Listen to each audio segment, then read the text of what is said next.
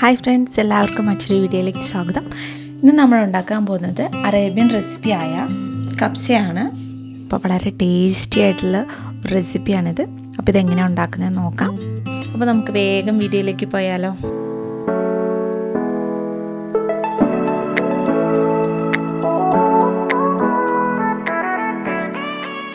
കബ്സ ഉണ്ടാക്കാനായിട്ട് ഞാനിവിടെ ഒരു 1.5 കിലോ അരി എടുത്തിട്ടുണ്ട്. ഇനി ഇതൊരു അരമണിക്കൂർ വെള്ളത്തിൽ കുതിരാൻ വേണ്ടി വെക്കാം. ഇനി ഇതിനാവശ്യമായിട്ടുള്ള ചേരുവകൾ എന്തൊക്കെയാണെന്ന് നോക്കാം. അതിനായിട്ട് ഞാനിവിടെ ഒരു മാഗി ക്യൂബ് എടുത്തിട്ടുണ്ട്. ചിക്കൻ മാഗി ക്യൂബാണ്. ഇതൊരു പാക്കറ്റിൽ 2 ക്യൂബ്സ് ഉണ്ടാവും. ഇത് നമുക്ക് കടയിൽ ഇങ്ങനെ തന്നെ അവൈലബിൾ ആണ്. ഇനി അടുത്തതായിട്ട് വേണ്ടത് ഒരു ഉണക്ക നാരങ്ങ, അതേപോലെ തന്നെ 2 ടീസ്പൂൺ കുരുമുളക്, അതേപോലെ തന്നെ ഒരു 4-5 ഏലക്ക, അതേപോലെ തന്നെ ഇവിടെ ഒരു 5-6 ഗ്രാമ്പു എടുത്തിട്ടുണ്ട്.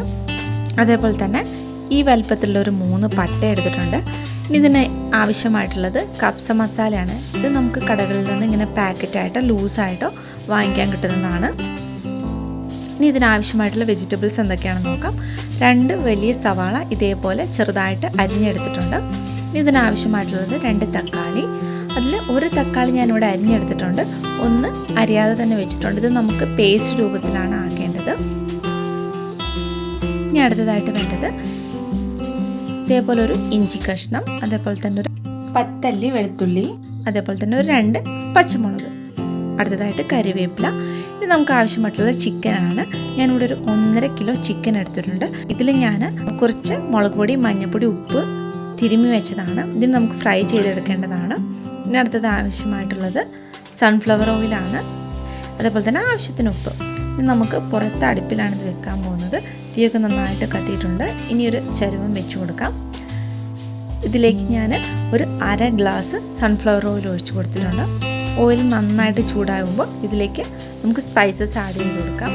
ഞാനിവിടെ എടുത്തു വെച്ചിരിക്കുന്ന ഗ്രാമ്പു, പട്ട, ഏലക്ക, അതേപോലെ തന്നെ 1 ടീസ്പൂൺ കുരുമുളകാണ് ചേർത്ത് കൊടുത്തിരിക്കുന്നത്. ഇതൊന്നും ചതയ്ക്കൊന്നും വേണ്ട, അതേപോലെ തന്നെ അങ്ങ് ചേർത്ത് കൊടുത്താൽ മതി.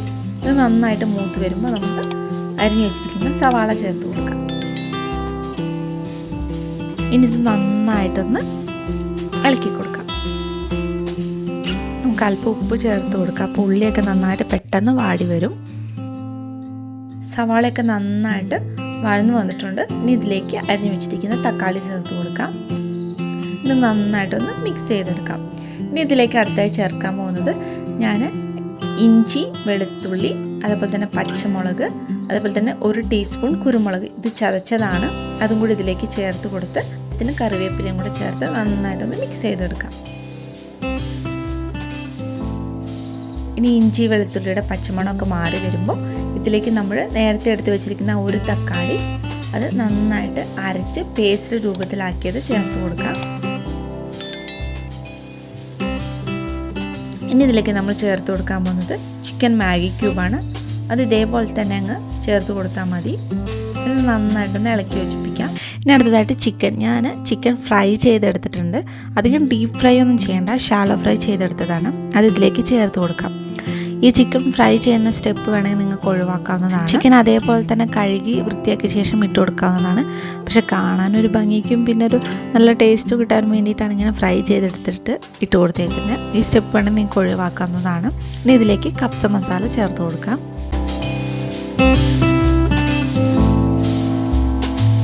ഇത് നന്നായിട്ട് ഇളക്കി യോജിപ്പിക്കാം. ഇനി ഇതിലേക്ക് നമുക്ക് വെള്ളം ചേർത്ത് കൊടുക്കാം. ഇവിടെ വെള്ളത്തിൻ്റെ അളവ് എങ്ങനെയാണെന്ന് ചോദിച്ചാൽ ഞാനൊരു 4 കപ്പ് അരിക്ക് 6 കപ്പ് വെള്ളം ചേർത്ത് കൊടുത്തിട്ടുണ്ട്.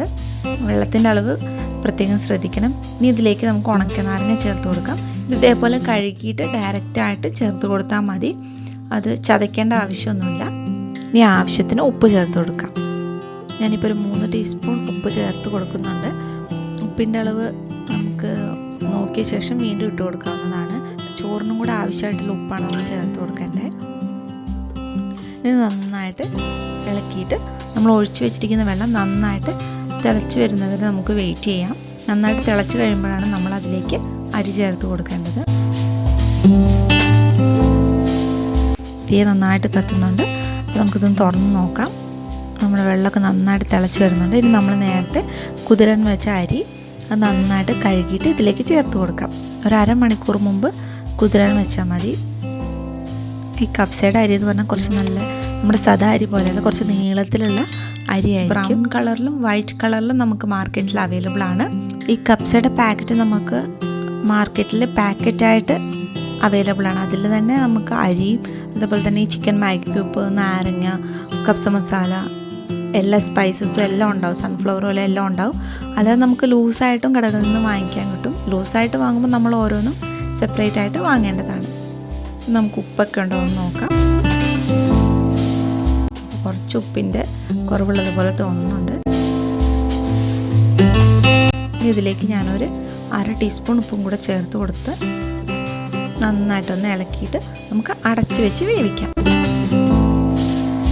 പിന്നെ നമ്മൾ ചിക്കൻ ഫ്രൈ ചെയ്യാണ്ട് ഇടുകയാണെങ്കിൽ നമ്മൾ ഈ ഉള്ളിയൊക്കെ വഴറ്റിയെടുത്തപ്പോൾ കുറച്ച് മഞ്ഞൾപ്പൊടി ചേർത്ത് കൊടുക്കേണ്ടതാണ്. ഞാനിപ്പോൾ ചിക്കൻ ഫ്രൈ ചെയ്തിട്ടുകൊണ്ട് അതിൽ തന്നെ ഓൾറെഡി ഞാൻ മഞ്ഞൾപ്പൊടി യൂസ് ചെയ്തത് കൊണ്ടാണ് ഇട്ട് കൊടുക്കാഞ്ഞത്. നമുക്കൊന്ന് തുറന്ന് നോക്കുമ്പോൾ നമ്മുടെ കപ്സ ഏകദേശം റെഡി ആവുന്നുണ്ട്. ഒരല്പം കൂടെ ഇത് വേവാനുണ്ട്. അപ്പോൾ ഒന്നും കൂടെ നന്നായിട്ട് അടച്ചു വെച്ച് വേവിക്കാം. ചെറു തീയിൽ വേവിച്ചാൽ മതി. വെള്ളത്തിൻ്റെ അളവൊക്കെ കറക്റ്റ് പാകമാണ്. അപ്പോൾ എല്ലാവരും ശ്രദ്ധിക്കേണ്ടത് 4 കപ്പ് അരിക്ക് ഞാൻ 6 കപ്പ് വെള്ളമാണ് എടുത്തേക്കുന്നത്. അപ്പോൾ ഞാൻ തുറന്ന് നോക്കിയിട്ടുണ്ട്. നമുക്ക് വെന്തോ നോക്കാം. നമ്മുടെ സ്വാദിഷ്ടമായ കപ്സ ഇവിടെ റെഡി ആയിട്ടുണ്ട്. നല്ല ടേസ്റ്റാണ്. അപ്പോൾ നമുക്ക് ഗസ്റ്റൊക്കെ വരുമ്പോൾ നമുക്ക് പെട്ടെന്ന് ഉണ്ടാക്കി കൊടുക്കാൻ പറ്റുന്ന ഒരു റെസിപ്പിയാണ്. അപ്പോൾ ഈ കപ്സയുടെ കൂടെ ടൊമാറ്റോ സൽസയാണ് ഇതിൻ്റെ കോമ്പിനേഷൻ. അപ്പോൾ അതിൻ്റെ വീഡിയോ ഞാൻ നേരത്തെ ഇട്ടിട്ടുണ്ടായിരുന്നു. അപ്പോൾ കാണാത്തവർക്ക് ഞാൻ ലിങ്ക് ഡിസ്ക്രിപ്ഷൻ ബോക്സിൽ ഇടുന്നതാണ്. അപ്പോൾ നിങ്ങളെല്ലാവരും ഇത് ട്രൈ ചെയ്ത് നോക്കുക. നമുക്ക് എത്ര കഴിച്ചാലും മടുപ്പ് വരാത്തൊരു റെസിപ്പിയാണിത്. ഇപ്പോൾ ബിരിയാണീനെക്കാട്ടൊക്കെ നമുക്ക് പെട്ടെന്ന് ഉണ്ടാക്കിയെടുക്കാൻ പറ്റുന്ന ഒരു റൈസ് റെസിപ്പിയാണിത്. അപ്പോൾ നിങ്ങൾക്ക് എല്ലാവർക്കും ഇഷ്ടമായെന്ന് വിചാരിക്കുന്നു. ഈ വീഡിയോ നിങ്ങൾക്ക് എല്ലാവർക്കും ഇഷ്ടമായെങ്കിൽ ലൈക്ക് ചെയ്യുക, ഷെയർ ചെയ്യുക, കമൻറ്റ് ചെയ്യുക. ആദ്യമായിട്ടാണ് ഈ വീഡിയോ കാണുന്നതെങ്കിൽ സബ്സ്ക്രൈബ് ചെയ്യാൻ മറക്കല്ലേ. Thanks for watching this video.